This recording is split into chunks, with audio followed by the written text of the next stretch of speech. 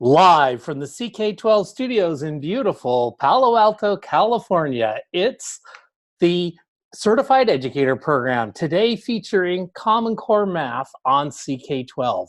Welcome, I'm Carl, member of the CK-12 team, and my colleague Laramie and I will be running today's webinar on Common Core Math. We're so glad that you've joined us.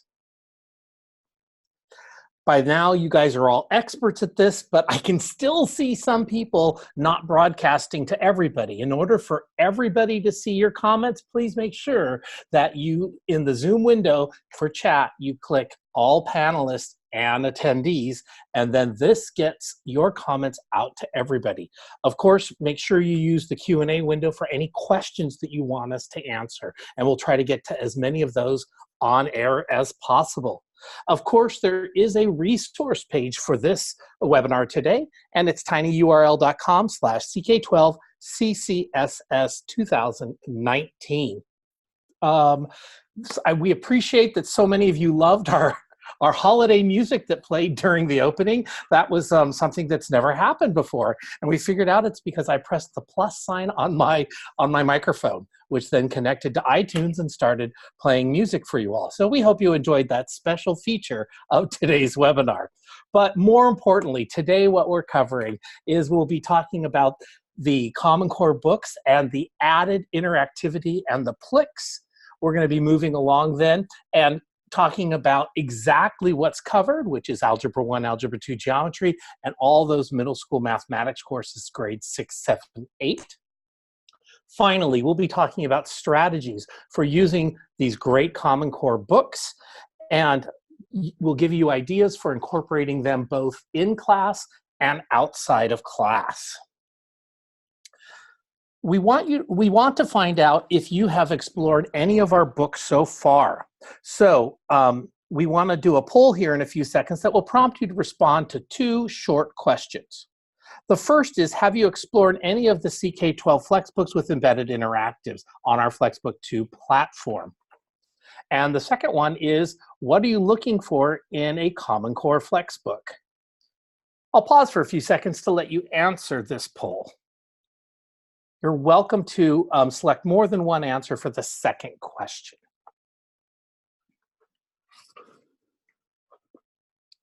All right, we have lots of answers coming in. About half of you have answered so far, so we'll give you a few more seconds.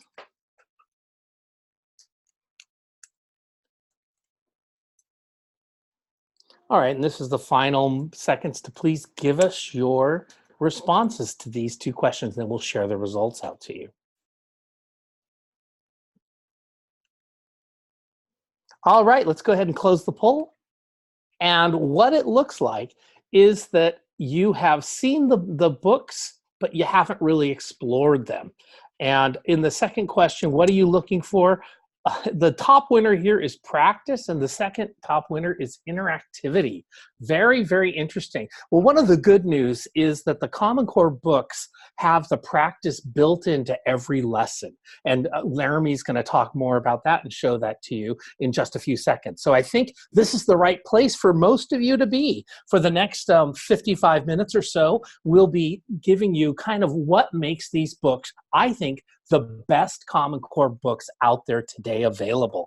And Laramie's going to talk more about that too. But first, let's do a little overview. One of the things that makes these books so wonderful is the lessons are interactive. And let's find out a little bit more about that. So one of the first things we did in redoing these books, we didn't just take our old content and change those lessons a little bit and say they're Common Core. We actually started back at the drawing board, looking at how did the authors of Common Core, both Phil Darrow, Bill McCollum, how did they want people to learn mathematics? And we wrote our books in that fashion. So we are really proud that we brought in kind of the best of CK-12, including our PLIX. And remember, our PLIX are interactives, and PLIX stands for Play, Learn, Interact, and Explore. And now, for the first time in these books, those are included in the lesson within the context of what the students are learning. So I think it's really wonderful because remember, PLIX have questions in them. They're a place where the students explore the concepts.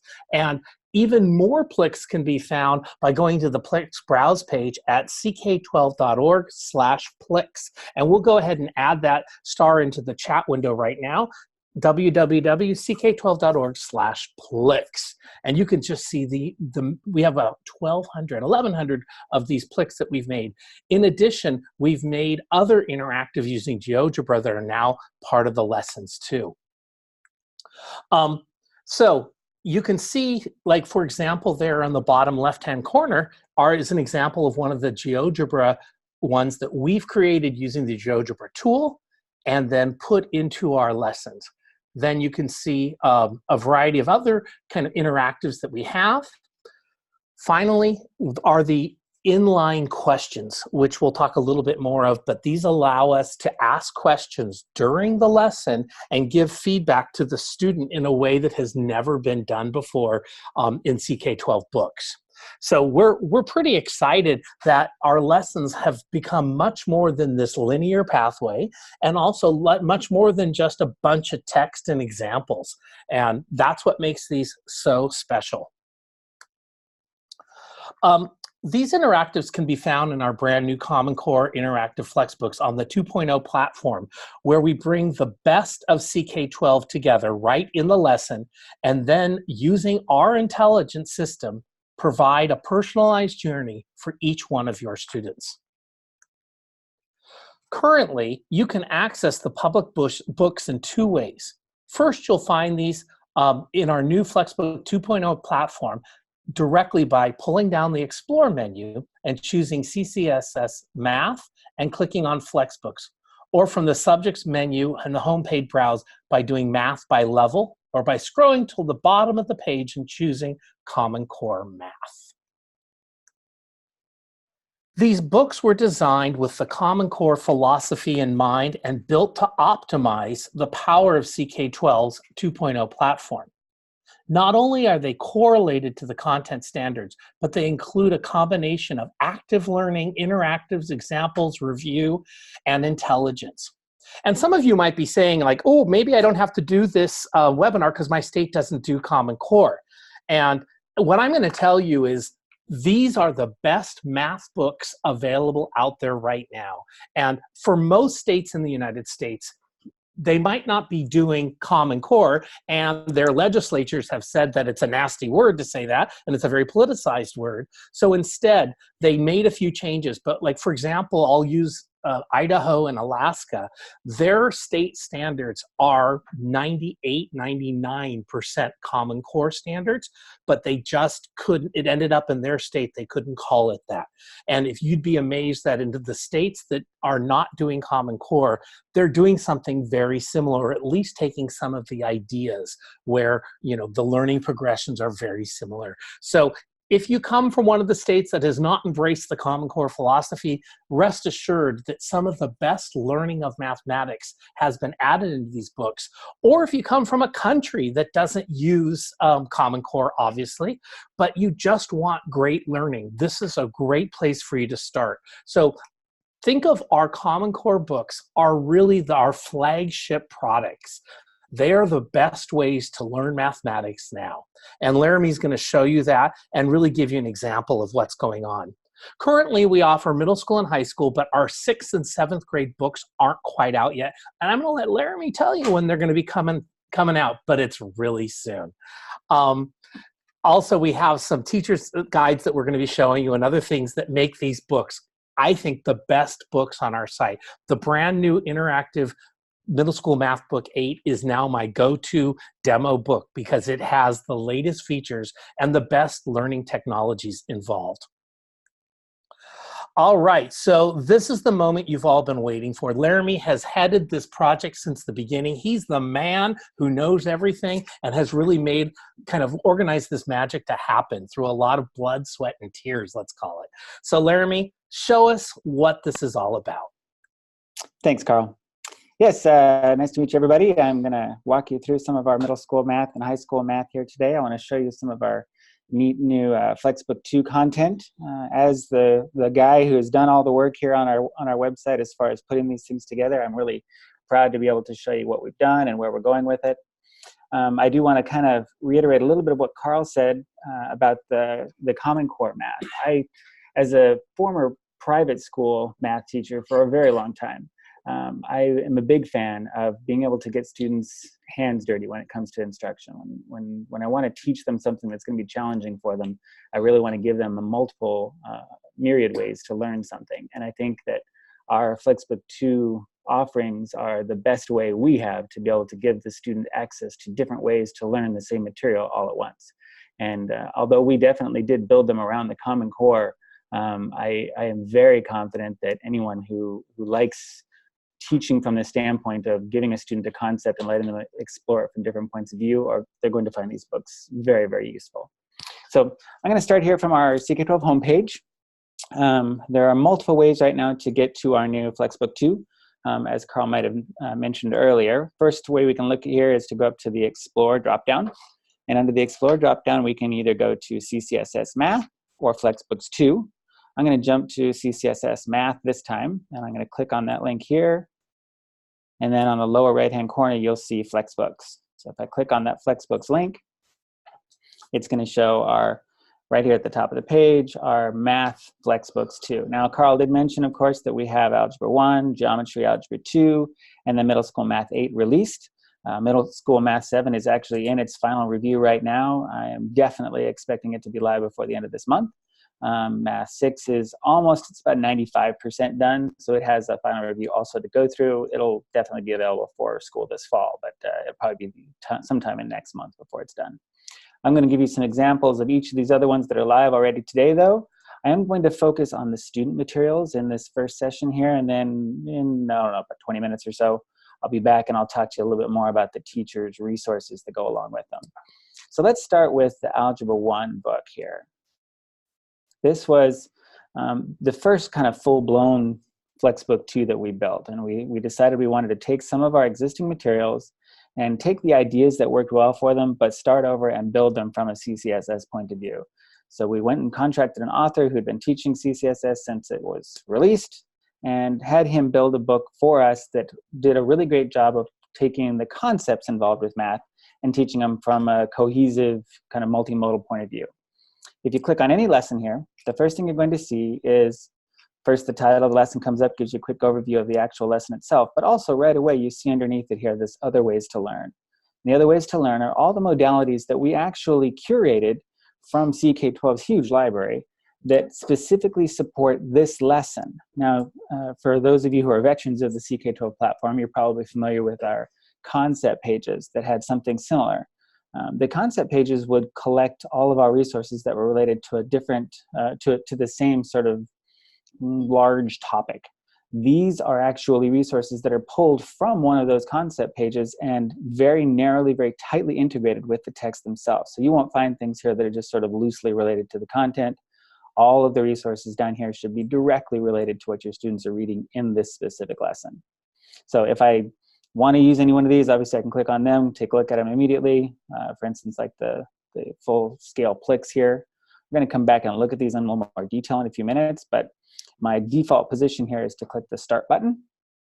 The Start button takes me into the lesson itself. Now you'll see right away with lots of visuals here as we're going through the lesson, lots of embedded interactives that are actually part of the text. There will be many lessons in the Algebra 1 that have 1 or 2 questions that are actually interactive along the way, and we're going to come back to those a little bit later when we talk about Middle School Math 8.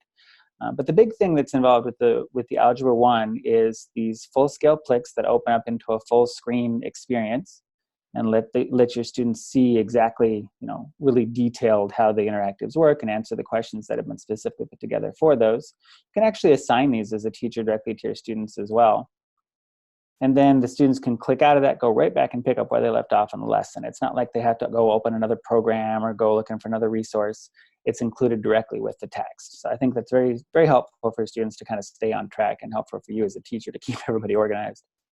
So I'm going to show you another lesson here in Algebra 1. This is just one of our early ones in the book. This one here I'm kind of particularly proud of. This is a somewhere in chapter 3, if I remember right. And this really, I think, exemplifies the importance of these interactives. In this lesson here, we talk about the quadratic model. And what's neat about it is that the interactives in this lesson were built at the request of the author. So he was able to kind of introduce the topic up here in the very first part of the lesson with these great Socratic method, kind of leaning on productive failure a little bit there for the students to answer the questions. And when they have trouble with them, then walk through why they might be having trouble. But then they're immediately supported by this custom interactive that shows exactly what the text is talking about. They go through, they work through the interactive, answer the questions, and then right after that is another interactive that takes the basis of the first one and builds on it with the next step. And then we go again, we go a little bit farther into the content, we take another very similar interactive, like the first one, but build it up, add another little aspect to the overall picture, and the students can definitely see their own learning expand step by step. And they get to see it with a live interactive presentation, which I think is great for students. Now also, you're going to notice down in the bottom right-hand corner, every one of these lessons has our adaptive practice built right in. If we, as a teacher, click on the lower right-hand corner, it's going to say View Practice. If they look at it as a student, I think it just says Start Practice. But as a teacher, you can get an immediate preview of the kinds of questions that we've chosen to go along with this lesson. You can assign this to the students as a part of the read, and then get immediate feedback from the system as far as their answers, the amount of time they spent on the questions, right or wrong answers that they presented. Give the students the opportunity to get 10 right and then tell you when they've done that so that you know whether they're actually paying attention to the assignment and whether they've read the lesson as they're supposed to. But all that's done automatically for you as a teacher. You don't have to grade the stuff. You don't have to put together homework sheets and send them home for students. You simply say, click, here's your assignment, and the students have the practice to do once they've gone through the lesson and given them all the background. So let me give you another quick peek here at one of the other high school books. I'm going to go back to the home page. We're going to access those Common Core books in the other direction here. So the Explore menu this time, and I'm just going to go straight to Flexbooks 2 and slide on down to the geometry. I'm going to go a little faster through these other two books because the content is very similar, but just to give you a little bit of a picture for things that might be different. Now, some of the geometry and Flex and Algebra 2 have fewer additional resources because there's more content in the lessons, but all of them have a great, huge amount of interactivity. Every lesson in this entire book does. All of them are assignable. All of them will give you automatic graded content for you as a teacher, and you can use the new heat maps and insights that are built in as part of our Flexbook 2 platform. These are all fantastic resources that make your life as a teacher a whole lot easier. Now let me go once more. Let's find out one other lesson here in the geometry to take a picture of. Here we go. Here's inscribed angles and circles. You can see this one has quite a few additional resources. Click the Start button. Once a student, by the way, is in a read, just like any of our other Flexbooks 2, if they click in this top right-hand corner, they can go to related content, and they can see all those other additional resources that we saw on that first page. So that if they want a little bit of support content while they're trying to understand something in the lesson, those are always available. And now for kind of my crowning glory, this is my favorite part of our website right now. I'm going to go show you our new Middle School Math 8 book. So let's go one other direction here. We can go down to Math by Level. Now, again, I could go up through either those two other links we used before, or if I go to any of the Math by Level things here, click on Grade 8, for instance, it's going to take me straight to that Grade 8 math book.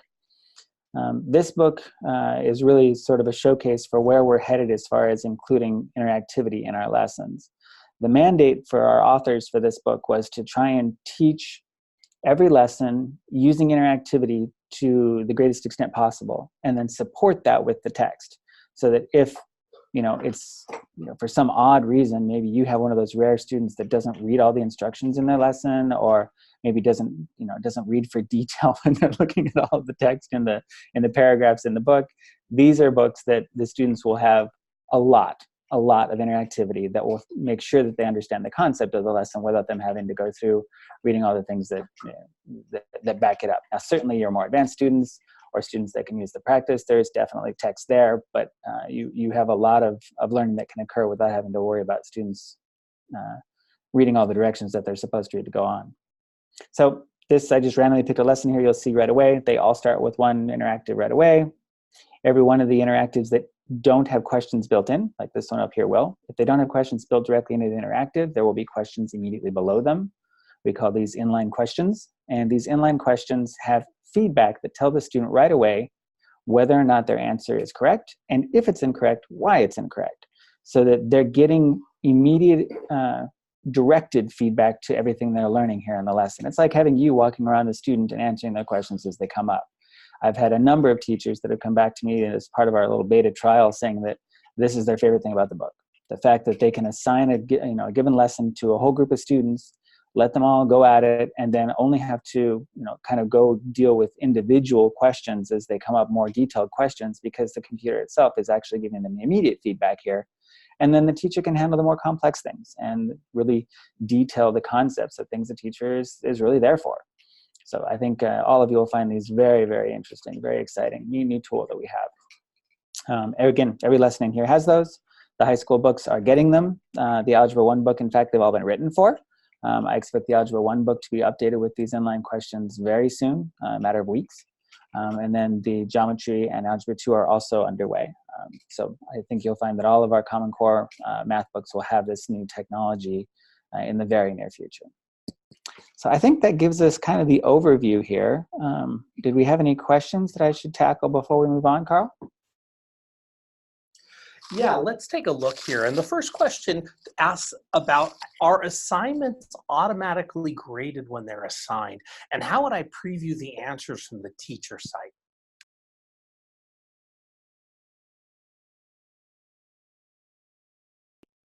Yes, the adaptive practice is assigned with the students when they're assigned the lesson. And once the students complete the adaptive practice and turn it in, you get the report for their answers. Again, as I said, the time that they spent on the lesson, the actual correct and incorrect answers, those are all reported back to you in your teacher dashboard. You don't have to go out of your way to assign those. Those are all part of the lesson here. That's part of the magic of the Flexbook 2 platform. But definitely those things are available for your students, and they are auto-graded.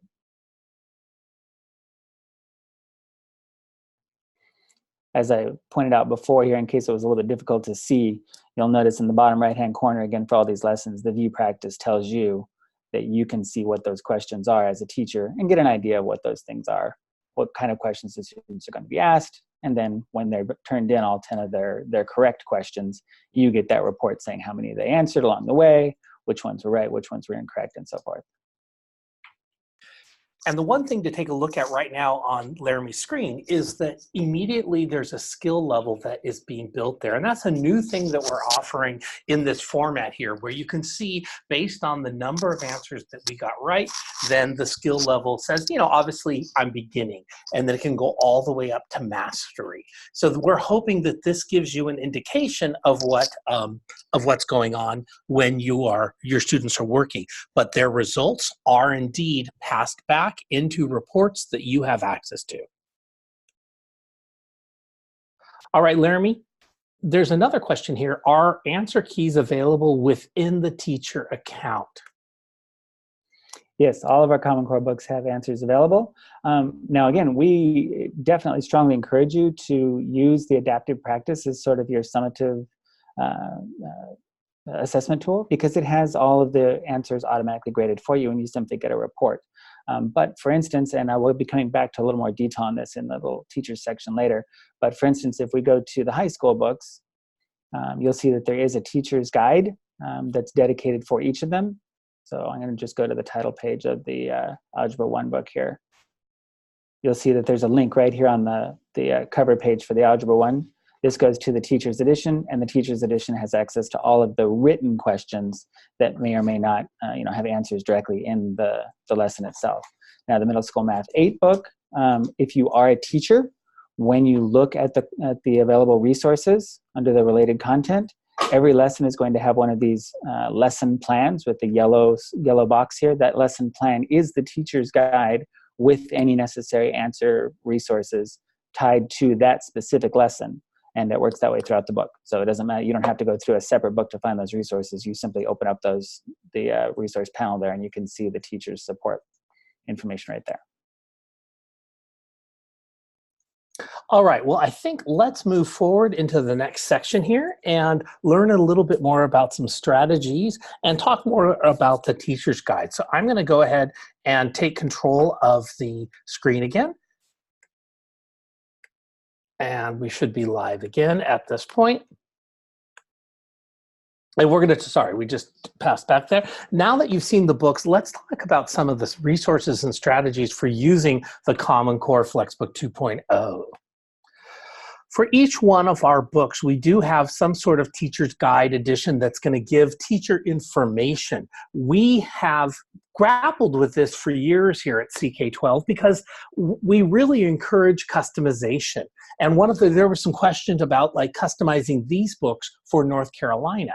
And if you're just new to CK-12, you've probably heard us say at this point, you can customize, and we really want you to customize our Flexbooks. And there's a great getting started with Flexbooks that I've run, and then Katie here has done a advanced Flexbook editing, and we encourage you to take those next week if you haven't taken them, because they're both really good at helping you understand, how do I make this book totally appropriate in the right order for us. So the trouble we've had in the past is that teachers' guides then become out of order once the user, when you put it in your order, all of a sudden the teacher's guide's out of order. And we've been trying to deal with that. So you'll notice that the high school edition of our math books have a separate teacher's guide. And it has pacing guides and standards and vocabulary learning outcomes and things. But the problem is the moment you edit your book, it's out of sync with that teacher's guide. So as Laramie just showed you in our brand new Math 8 book and coming up in our Math 7 and 6 books, the teacher's guide lives as kind of lesson plans that are built in with each lesson. And as you move the lessons around, the teacher's notes stay with it.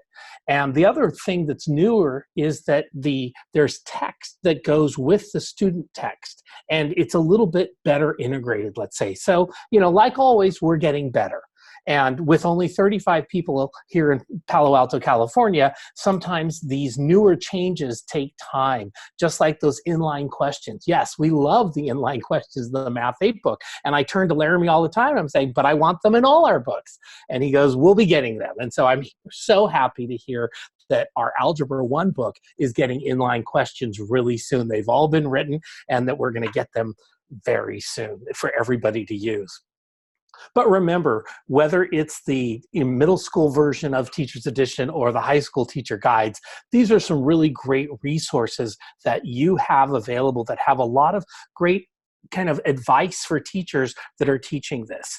And if you ever have any feedback on any of those things, please send them to support@ck12.org, and we'll forward them to Laramie and his team so that he can get the feedback on making them better. Because the one thing that hopefully you've learned at this point is that we do want to hear from you, and we do make changes based on your ideas. So that's the great thing, is that we're all in this together, as I often say, to quote High School Musical. So let's move on now to using Common Core Flexbook 2.0. And we have some ideas here for you. And remember, these are new learning experiences. And as Neeru has said, which enable each student's personalized journey. And I think the way we can do that is through the use of our teacher insights now that you've probably seen in other demonstrations, our adaptive practice and what we learn about each student and where their gaps are and where they need to begin working, etc. So one of the things that Laramie really has done with these inline questions is provide instant feedback.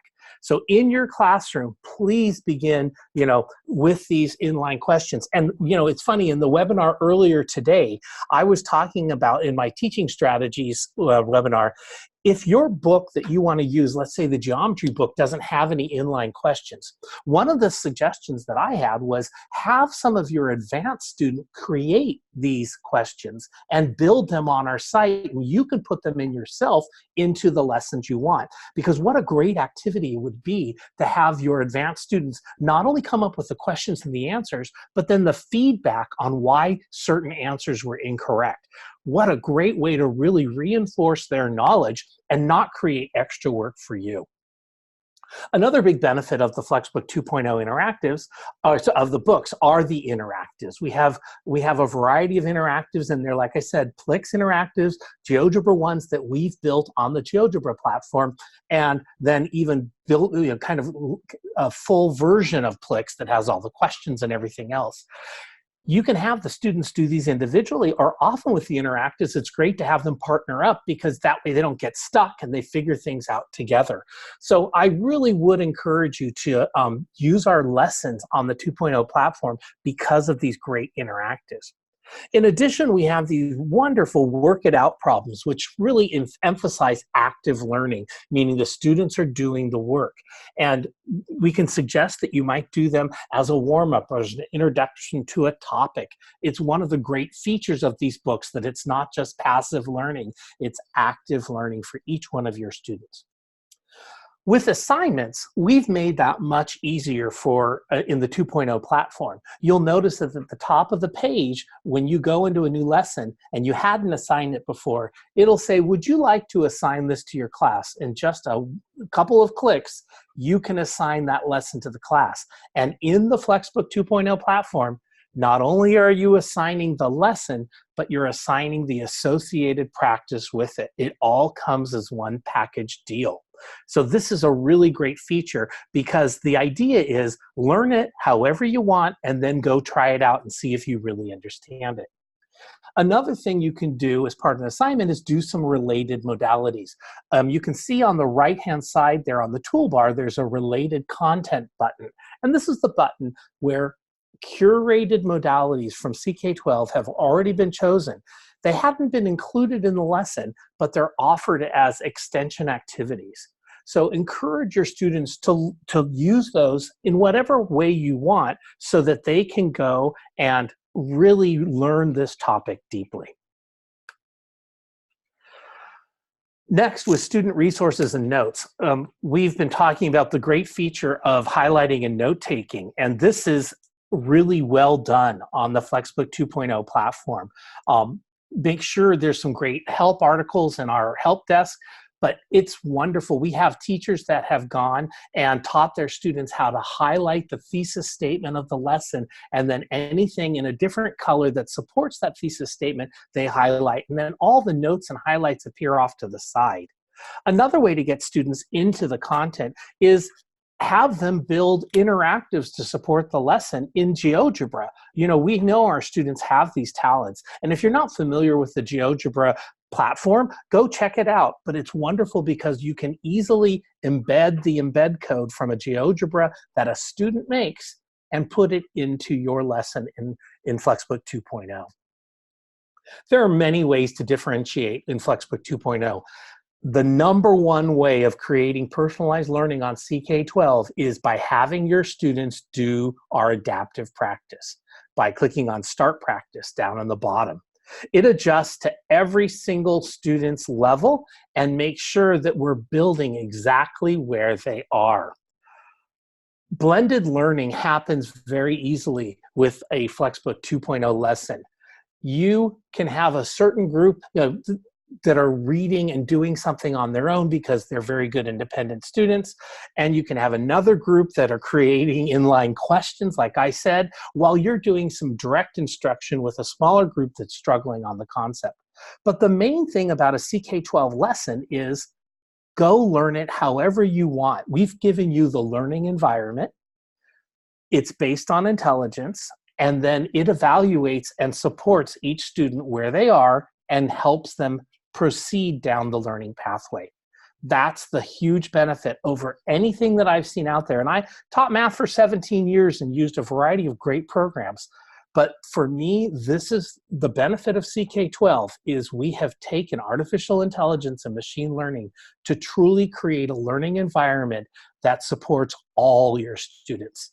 And we're not forcing your students down a single learning pathway that was built one size fits all.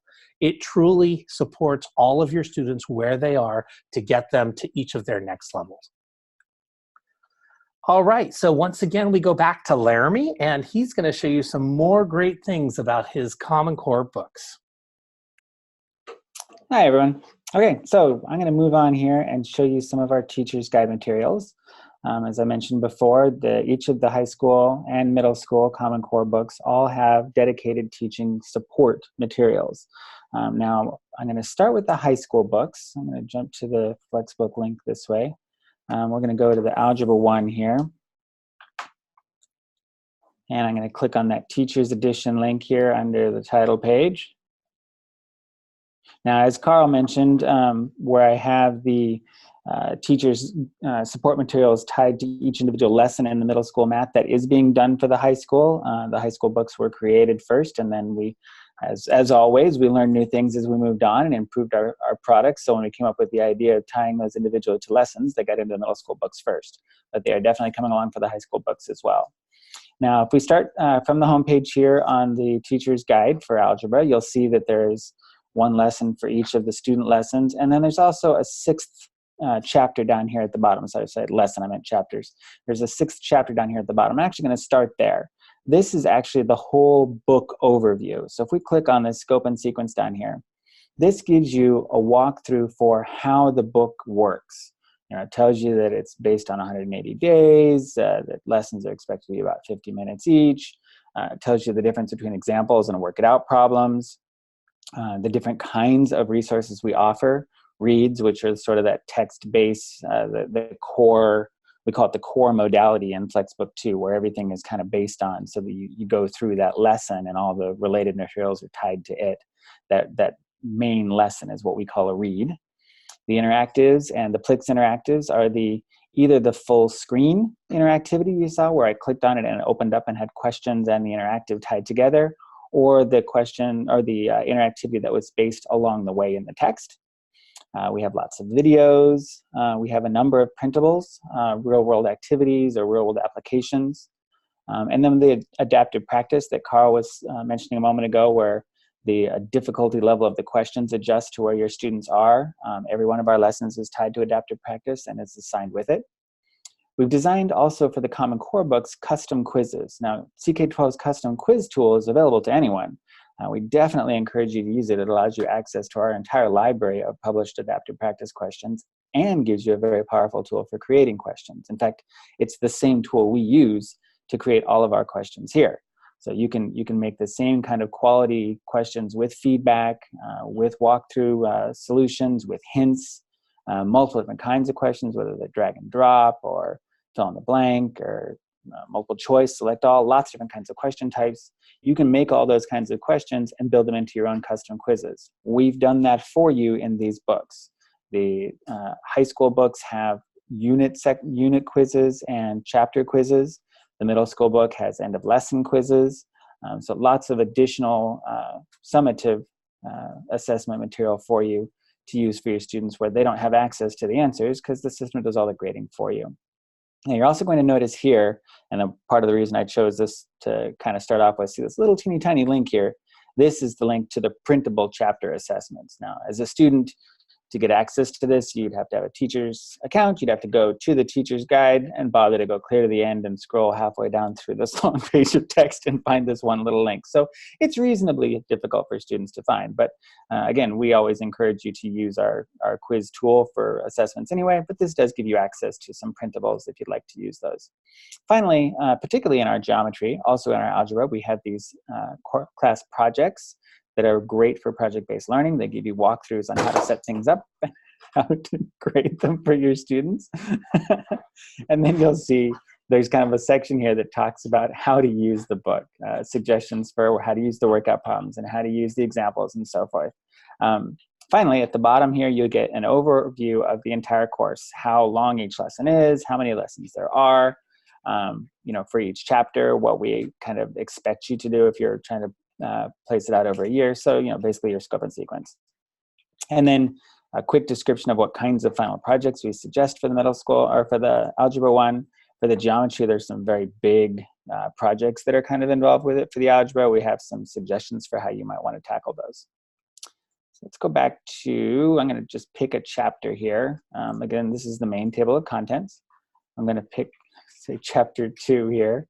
And these are laid out, again, similarly with the overview is at the end of the chapter, just like the overview for the book was at the end of the book. I'm going to jump to that overview first really quick just to kind of show you how they are similar or different. They're similar in the way that that overview gives you a picture of what the whole chapter looks like. It lets you see each of the links to the lessons in the chapter on the left, go by title. It gives you access to that printable chapter assessment that I mentioned that has the solutions in the main page there. And then it also lets you know what standards are addressed in each individual lesson, which standards are particularly targeted. There will often be more than one standard addressed, but often that there are only 2 or 3 standards that are particularly targeted with a given lesson. There are links here to each individual interactive that we suggest goes along with the lesson, adaptive practice, and quizzes. Again, already linked down here. If there's a specific quiz that was created, you'll see it says quiz. And then additional resources that we suggest the teacher might want access to. There's some printable homework if you want to send them home with text-based printable stuff, that's fine. Again, we definitely recommend using the adaptive practice, but this is available for teachers that would like to have printable things. This is there. You also have the solutions immediately available. Now, last thing I'm going to show you right here is one of the individual lesson teacher guide sections. Now, these are the ones that will be tied directly to the student edition. So when you click on that lesson plan thing like I'll do in the middle school math here in a bit, this is the page that'll come up. So each lesson talks about the read itself, the lesson itself, and then gives you kind of an agenda to walk through which examples we recommend you do at any given time, which independent activities we recommend that you do, where you use the interactives, and so forth. So this definitely gives you the resources to kind of lay out your class in a way that makes sense without having to go through and sort of trial it every time. It gives you a feel for how long each section is liable to take. And then finally, the last little treasure in here that I think is important to note is as I was commissioning the authoring of these books, I asked the author to specifically go through, once the lesson was written, and evaluate why they included each of the examples that they included in the book, and explain that to you as a teacher. So you can go through and see specifically what the goal of each of the examples in the lesson is, why the author wanted it there, and what they expected the student to get out of it. And I think that's a fantastic resource that isn't often available. So there's a quick overview of the high school. I did want to show one other thing here, and that is when I showed you the chapter overview here, and I mentioned that there's all these additional recommended additional modalities that support the content. These are all directly linked now into the Flexbook 2 version of the book. So you don't have to link from here. You certainly can. These obviously open directly to the modalities. But if you are, as a student, going to one of our Flexbooks, so we go back here, we go to the Algebra 1 book. If I go to any one of these lessons here in the book, these resources down here, these additional resources, these linked resources, are exactly the ones that are mentioned in the teacher's guide. So as a teacher, you can simply say, okay, now we're going to do factoring quadratic equation expressions video, and it's right there linked to the rest of the content. If the students are already in the lesson itself, they can just click over on the right-hand side and go to that related content link, and there's that video. So as a teacher, you have a great guide that tells you what the students need to be doing, but the students have all of their content in one single place. They don't have to run around. So you're going to find the geometry and the algebra 2 are very similar. There's not a whole lot of difference in the way those are laid out, but that kind of feel for a teacher's guide rather than a teacher's like a teacher's version of the book is pretty consistent across the high school content. So I'm going to go now to the middle school math and kind of show you the difference. Now with the middle school book, the teacher's version, as I said, is available in 2 ways. You can see the whole book, just like we did with the algebra here, by clicking on Teacher's Edition. I'll open that in a second tab real quick just to show what it looks like. Same kind of format. This includes a curriculum guide at the end, which you may want to take a look at if you want an overview of the scope and sequence, if you want to see the lessons by standard. So if we say, this particular standard, if you're looking for this standard, these lessons cover it. You can go all through all the ones in Math 8. If you would rather see the other way around, this kind of gives you an overview of what the book teaches as far as how many lessons there are within each cluster. And then finally, we have the overall scope and sequence of the book that shows you, as you're going through the book, each lesson and then the standards that it hits particularly, the ones that it focuses on, and then the ones that it has for prerequisites from Math 7. So this kind of gives you a great picture of an overview from a teacher's standpoint. But from there, everything else, all of the other content is directly linked piece by piece to each lesson. So if I go into one of these lessons here, doesn't matter which one. If I'm signed in as a teacher, I'll see this lesson plan link, and this is the associated page from the teacher's guide, the teacher's edition, sorry, of that lesson. So it has all the same content that the student version does. The students do not see anything in here that's in purple. So this is all text that is specifically for you as a teacher, but you can see verbatim everything the student sees. The other thing that's kind of nice is that you see the interactives the students do, but where those inline questions are, the interactive questions, you get a printed out version of it so that you don't have to go through those things step by step. You can actually see each question and the associated correct answer. So when the student says, I don't understand what they're asking here, you can see specifically the text that goes into those questions without having to click through every time. So great resource. It also gives you a link here to each of the end of lesson quizzes that were custom designed for that lesson. You can assign these to your students once they've done all the adaptive practice, once they've done the the inline questions and the interactives. This is a summative quiz that lets you get a feel for sort of a final picture of how well did the student understand the material. And I think that pretty much covers my content here. I'm going to see, did we have any questions come up along the way, Carl? Yeah, actually, somebody asked me a question, and maybe I'll talk about it a little bit more. They asked, having been a math teacher, do you think it's a better system, CK-12 is better than teaching textbooks or Khan Academy? The difference, I think, is that CK-12 is a complete learning platform which now offers intelligence. And I think, Khan Academy is not a curriculum. It's not, it's videos, and now they have some practice. And, teaching textbooks has some interactive questions, but they're not adaptive. So, the best thing you get from CK-12 is you get a really strong, beautiful curriculum that's engaging with interactives. And then in addition, you get our beautiful adaptive practice, which really personalizes the learning. Because when our system identifies that the student is struggling and has a gap, we offer the appropriate content to help fill in that gap. And I don't see anybody else doing that in that way. Laramie? I used teaching textbooks for a while in our private school, and there were a lot of advantages to it over the standard textbook at the time. I think now that there are a lot more resources that are available, simply giving students access to a video that sort of walks them through the trouble they may be having with a question is great, but to have the ability to actually get their hands dirty and work with an interactive that's built to support that concept is a huge leap forward. That on top of that adaptive practice that makes sure they get to practice the concept as they learned it, I think makes it a pretty big difference. All right, and then there was a question about flipping your classroom and using this style of textbook. And I actually want to remind you that this is so much more than just a textbook. Our Flexbook 2.0 platform is truly a learning platform. So yes, in my mind, like I flipped my geometry class one year, and I think I was saying in the last session that I did do that. I made all these dorky videos of me talking for 8 to 10 minutes a day, and the kids watched them and made fun of me and all that. But it was good. And I actually could have the students come to class, and we could do the higher level thinking activities together with the support of the class and me and everybody else while they took care of all the basic learning stuff at home.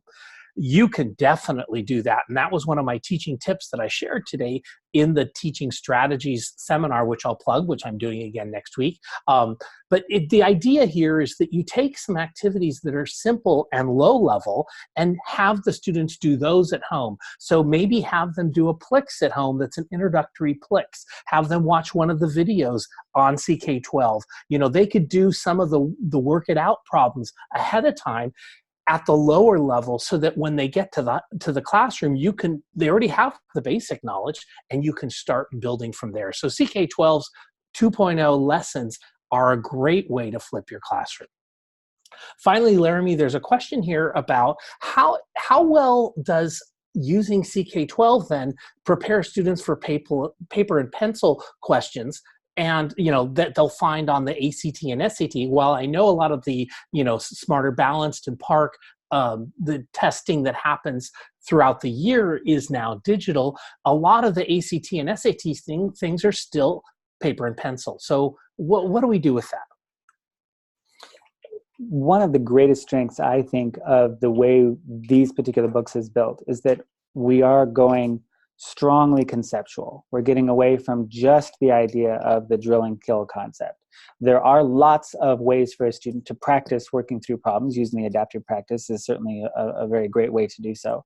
But because what we're doing is really focusing on the concept, the reason students should understand why they're doing what they're doing, and the way to apply the concepts that they're given to other things, I think it prepares them much more for these standardized tests where they're not going to know what the questions themselves are. Inevitably, when I was teaching students, I taught over 20 years for math, students tend to panic when they've done word problems and they feel like they understand a specific word problem, say, and it has a specific context, and then suddenly they get a different context on the test. And you as a teacher are looking at it thinking, well, it's the same question. Why are you panicking? To a student, when all they've learned is the step-by-step process for solving something, they think that that step-by-step process is linked to certain words or certain terms. By teaching them very conceptually, as we're doing here, you give them a much better groundwork to build on so that they can understand how to apply this in different situations. Those are the students that tend to do very well when they're presented with different ways to apply the same material. And I tend to think that those standardized tests kind of lean on that. They kind of tend to expect that maybe you understand the simple concept or the simple idea, but you don't understand the overall concept. So I think that's definitely the case. We had a question here about, I don't see the lesson plans pop up for the lessons in Geometry Flexbook the way they did in the Math 8 book. And they're wondering, are they looking in the right place? And just as a reminder, because Math 8 is our newest book, it has the newest bells and whistles. And one of those is a Flexbook modality that appears right there in the lesson. Our goal is that we will be updating those other books. But for right now, you have to go to the separate teacher's guide. And Laramie, somebody's asking, can you show us how to access that again for, let's say, geometry? Can you demo that for us? So he's going to go up there and show that. And then we have one more question after that. So again, those teacher's guides for the high school books are all linked at the homepage for the student edition. You'll see right here under other versions, there's a teacher edition. I realize that's kind of small. The goal A was to try and make it less obvious for students just to jump into, and B, knowing that our immediate goal here is to tie these things in lesson by lesson. But there's that link right there. If you go to any of the student versions, right there on that homepage under other versions, it says teacher edition. You click on that and you're in the teacher's version of the book. Now, those of you who are paying close attention may notice these teacher's guides are not Flexbook 2 format, they're Flexbook 1 format. That will not be the long-term solution here. Again, when we tie those things as individual lessons, they will be Flexbook 2 format. Right now, we wanted to have some immediate accessibility to them, so it's sort of a short-term solution. And we've had some questions here about embedding like Khan videos. Absolutely, you can put videos from YouTube or Khan, but like the Khan videos are often hosted on YouTube, and he's used that platform. And YouTube offers an embed code, which then you can put in. So not only do you can you give a link, but the video can actually be part of your lesson. But somebody else has mentioned, you know, like they don't have access to YouTube videos at within their district. And what we encourage is we can whitelist, or your district can whitelist the certain videos like CK-12 videos or Khan videos. It doesn't have to be an all or nothing. So those videos can play, but this is something that needs to be done from your district side to create this whitelist of videos that can play. We have some information in our help area if you want more information about how you begin this whitelist process, and we can support you with helping you view the CK-12 ones. But using the embed code is really the magical way for other content to appear, whether that's from GeoGebra or Desmos or YouTube. Anybody that provides that embed code, that content then can appear as part of the lesson right away without having to click out anywhere else. Somebody else stands here suggesting you should try TeacherTube instead of YouTube, and sometimes that gives you access. So there's a final question here, Laramie, which is there a curriculum guide scope or sequence for all of high school together? Because they're teaching an integrated math course and have to pull from each one of the algebra, geometry, and algebra 2 classes, and it would be nice to be able to match the standards to the lessons. What's your advice on this? I think that's a great idea. That's not something we offer at the moment. I certainly can understand that. We've been actually looking at the idea of building those integrated math courses ourselves. We've been pretty much neck deep in the existing ones. So when I get a chance to breathe, maybe I'll be able to build those myself. But in the meantime, I definitely agree that you go, definitely suggest that you go to the teacher edition, go to that kind of book overview scope and sequence here, and then use this as kind of an immediate glance at where the standards are being offered for each of our books, so that you can kind of get a big picture of which one's doing which standard. As a shortcut, you can definitely take a look at the Appendix A on the Common Core website, where it specifically recommends a certain pathway for the standard sequence. And most of our books pretty closely follow that standard pathway, or that suggested pathway. So I want to give a shout out to Star here, who answers many of your questions. Katie and her are both getting questions today on this one, mostly Star, and Star has come up with the link about whitelisting to your school network administrator. So feel free in the chat window to pass that along, because the idea here is that we want our students to access the appropriate content and less parkour videos and cat videos. So, you know, we hope to be part of the solution on that. So what we're going to do right now is we're going to go ahead and wrap this up, but we will stay on, as always, to answer your questions as long as they appear. Yeah, people are thanking Star now. She's thanking. So I don't know if you noticed when Laramie was demoing on that last one, I would like to blame it that there was an earthquake in California here, and that, but indeed, no, Laramie started laughing because I hit my leg very loudly against the table, and he had trouble continuing. So, you know, that's the value of live webinars, is that things like that happen. All right, so we're gonna go back to my presentation at this point. We're gonna leave Laramie just for a second, and we're gonna wrap this puppy up. All right, we are here. Remember, we have additional sessions. I mentioned my teaching strategy sessions, very popular session that teachers find can give them lots of good ways to make sure that they learn. Am I not playing? I'm not playing, sorry. There you go, thank you. You can learn some really great, easy ways to implement CK-12. Also very popular yesterday morning was our simulations in PLIX. So next week, look for that again. It is being repeated in week 2 of the Certified Educator Program. If you want to learn more about how our PLIX and simulations work, it's a really great one to take. And remember, the 5 live session requirement is a minimum requirement. We really would love you. We have a lot of people who do all the sessions because they just want to learn more of our amazing tool. Case studies. We did several this week already, and next Monday at 1 o'clock, I'll be leading a panel of district people who have adopted CK-12 district-wide. And you'll hear how they did it and what some of the huge benefits are. Also, there's going to be some case studies for homeschoolers. So using CK-12 for homeschoolers, please join that and tell anybody you know that's homeschooling, this is a great opportunity. Finally, there's going to be CK-12 for independent schools. So what are the special requirements and needs of those schools, and how CK-12 is used at so many independent schools. Just even in the Bay Area here, I'm amazed, but they love the idea they can customize the best quality content for their students. And that's really what it's all about. Reminder that there is a feedback that we'd love to hear, CK-12 feedback 2019, once again, always a tiny URL. We need your feedback. We've been making changes to the program already this year based on feedback you've given us in the last few days.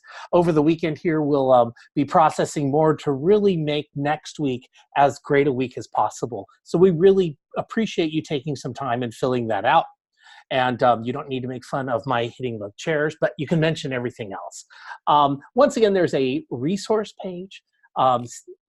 tinyurl.com, CK-12 CCSS 219. And then, of course, there's the assignment, and that follows up on Laramie's lessons today. So do that, and we will be ready to move on. So that's it. So on behalf of Star, Katie, Laramie, and Carl here, we are going to say goodbye to the people that are leaving us, and then we'll take a look at the queue. It looks like there is something in the queue, but we hope to see you again for finishing up your studies with the Certified Educator Program. So Laramie, let's go take a look at the queue. Have you looked at the queue, or should I? Yeah, no, we're good. Okay. I'm going to give a shout out to CW here, who asked a question about the teacher's edition of the math books, just to kind of a clarification. All of the CCSS books will all be on the 2.0 platform. All the student editions already are. And they all will have those individually addressable teacher supplement pages, like I showed you in the Math 8. Currently, the only book that has those active is the Math 8 book. But the algebra, the geometry, and the algebra 2 will all have those also. They are underway. It's in process. It'll happen very soon. So hopefully that'll answer your question there, and then you'll be able to customize those books to your heart's content without losing access to the correct teacher's guide, because the numbers will be all messed up for you. And I think that's it. So with that, we say we are closing the door on our first week of the CEP program, and we really look forward to a successful second week. So we're going to go get some sleep this weekend. It's been a busy weekend, a busy week here, and we'll be fresh and ready to go for next Monday. So from all of us here in Palo Alto, have a great evening.